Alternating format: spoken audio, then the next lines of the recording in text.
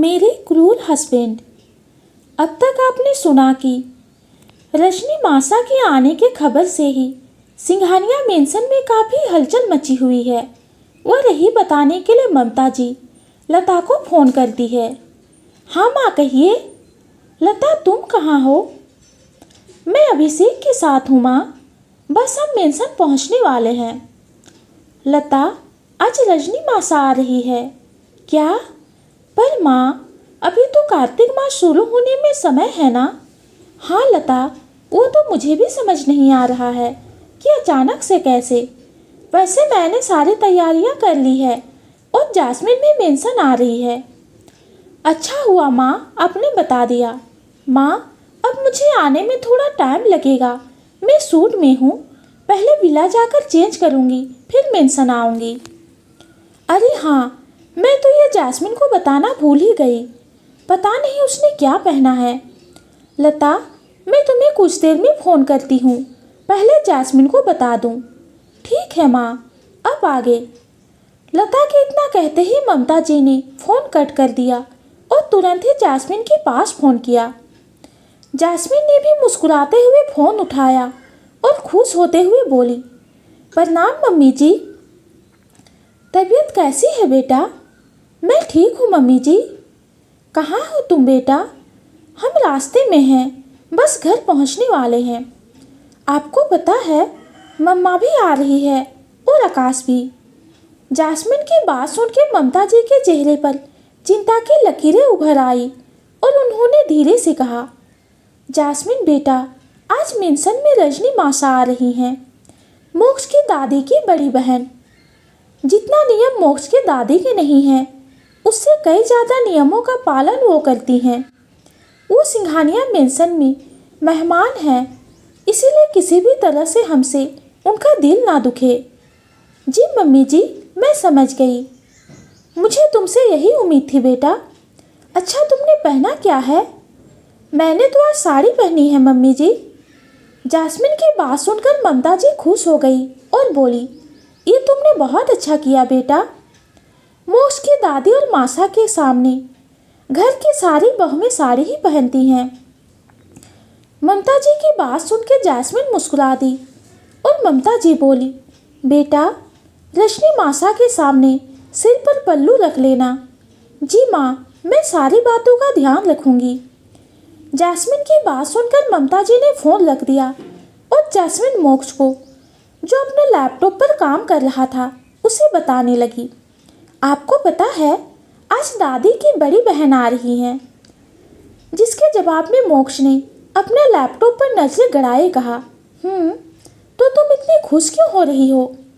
अरे खुशी की ही बात है, घर में मेहमान आएंगे, घर भरा भरा लगेगा, चहल पहल होगी।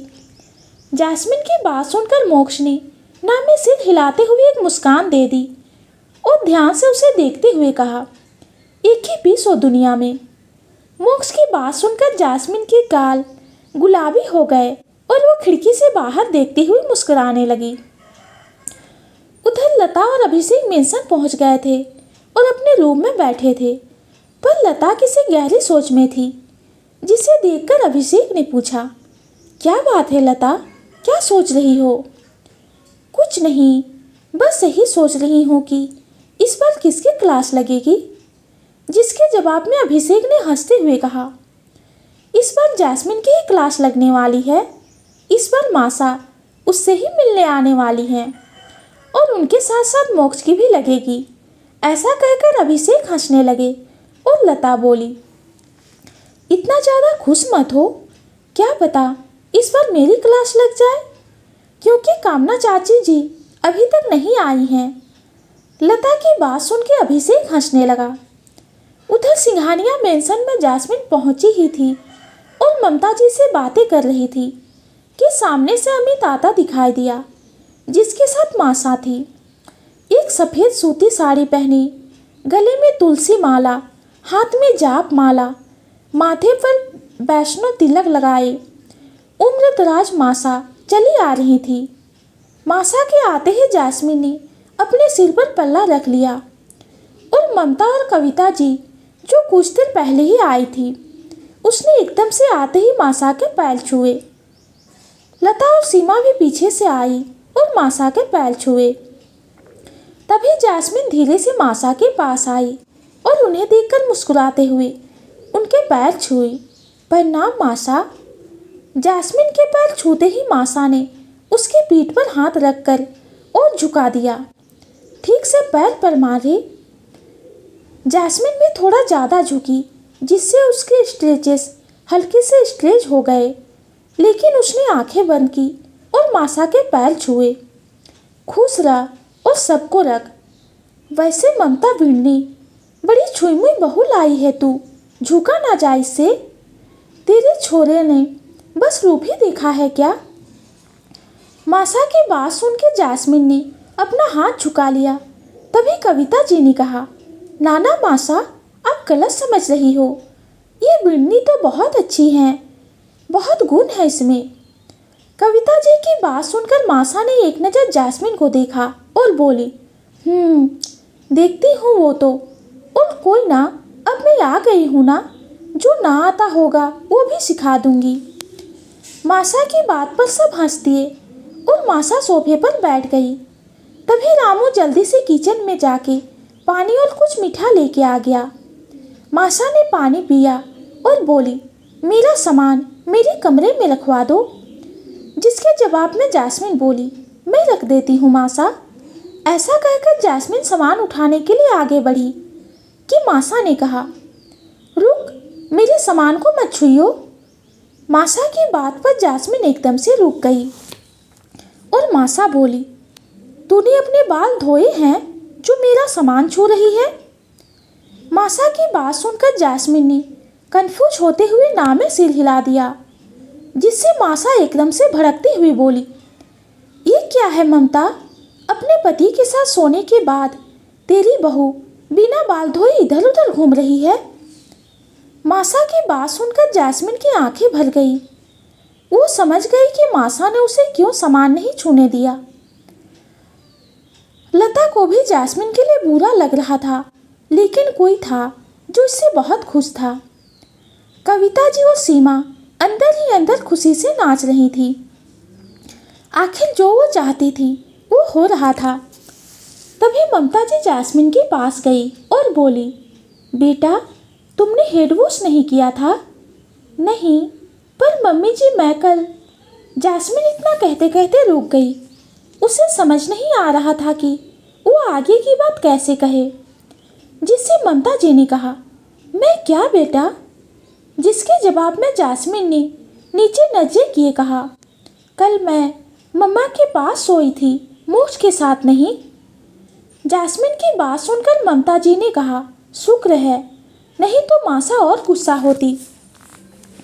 तभी ममता जी ने कहा, मासा, ऐसी बात नहीं है, कल जैस्मिन मोक्ष के पास नहीं सोई थी।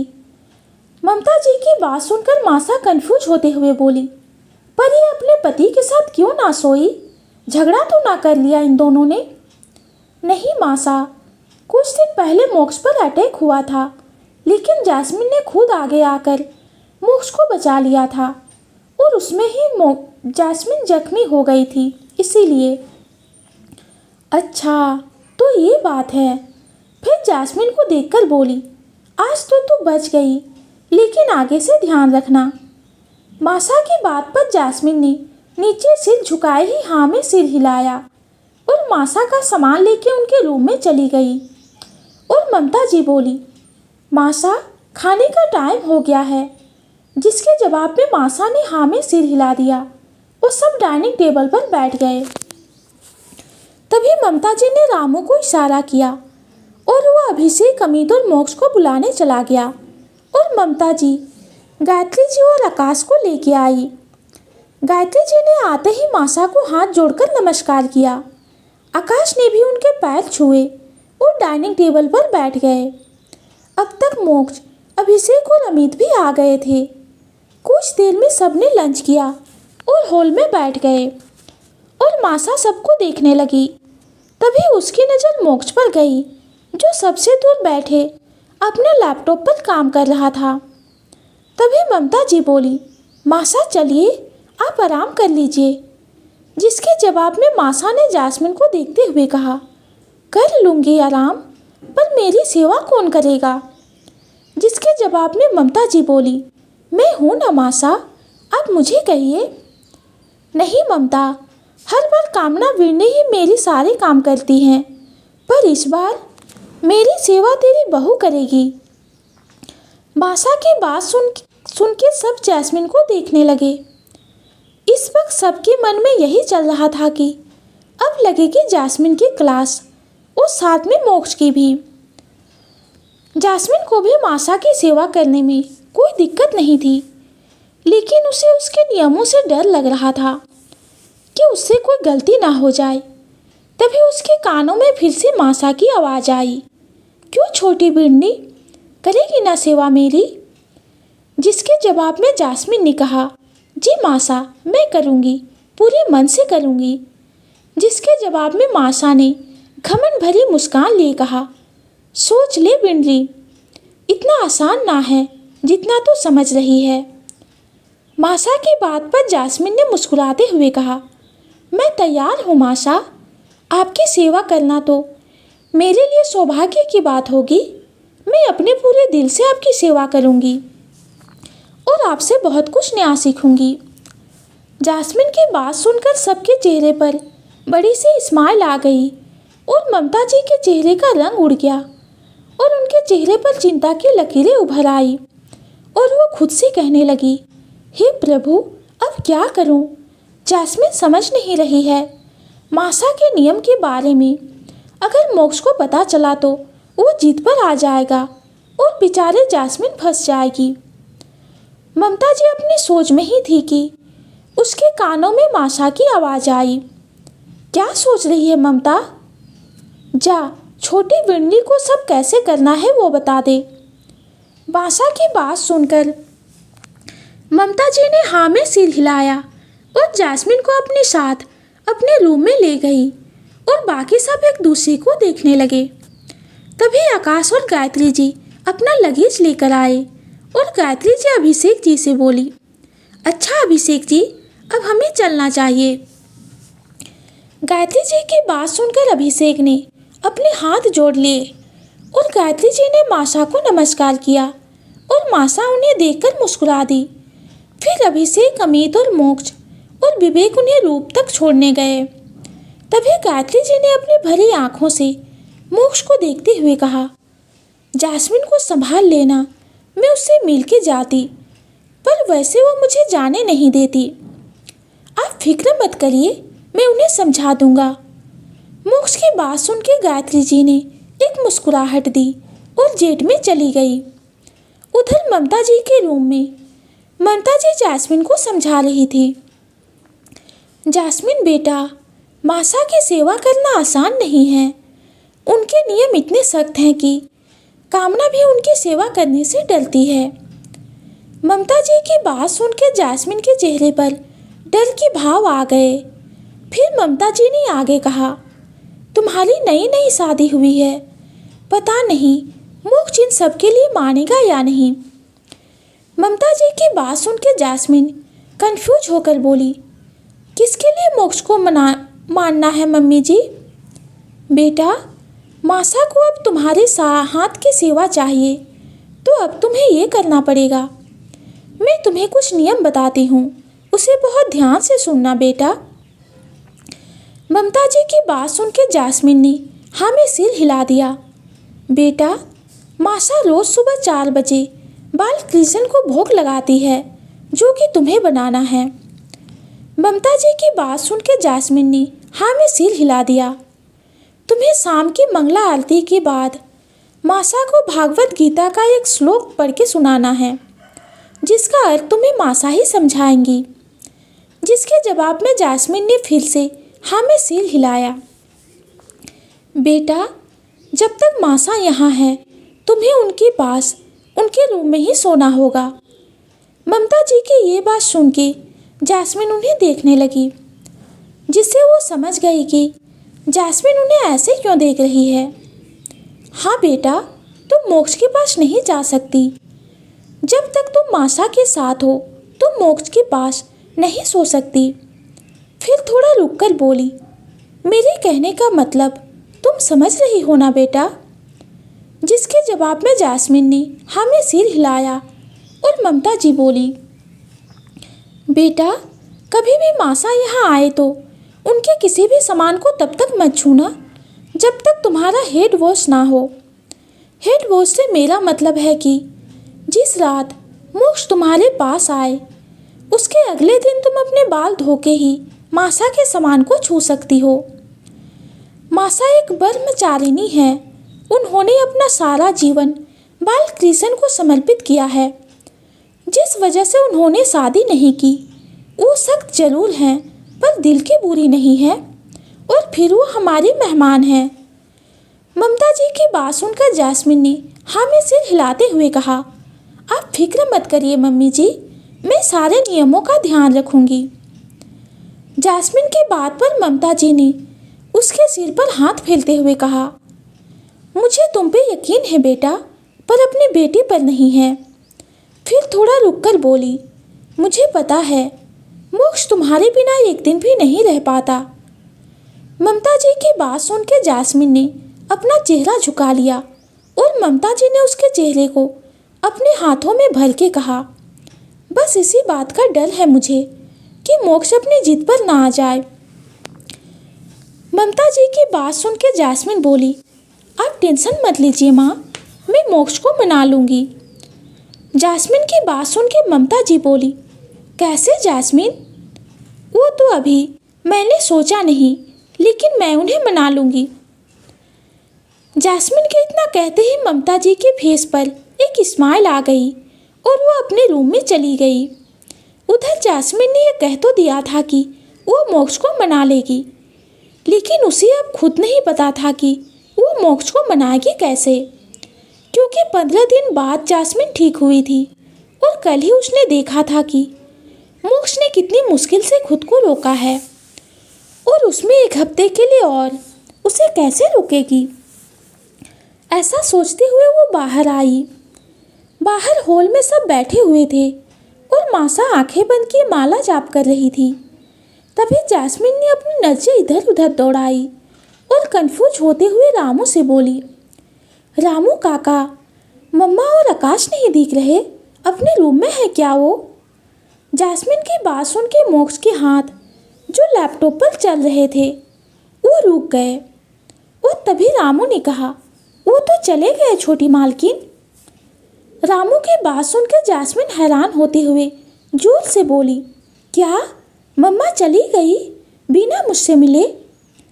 जास्मिन की बात सुन के हॉल में बैठे सब लोग उसके पास आ गए और जास्मिन मोक्ष से कहने लगी, मोक्ष, मम्मा मुझसे बिना मिले चली गई, आपने उन्हें रोका क्यों नहीं?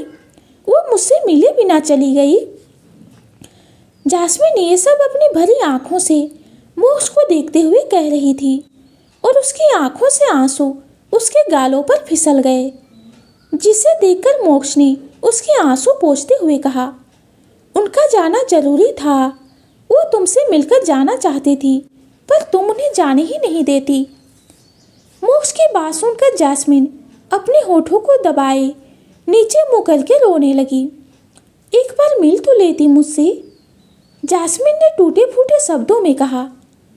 जास्मिन को रोता देख मोक्ष ने जल्दी से उसे अपने सीने से लगा लिया और कसकर हक करते हुए उसके पीठ को सहलाने लगा। जास्मिन भी उसके शर्ट पकड़कर सिसक सिसक कर रोने लगी, मुझे मम्मा चाहिए मोक्ष, मुझे मम्मा के पास जाना है। जास्मिन सिसकते हुए धीरे धीरे कह रही थी और मोक्ष उसकी पीठ सहला रहा था। चलेंगे, पर अभी शांत हो जाओ।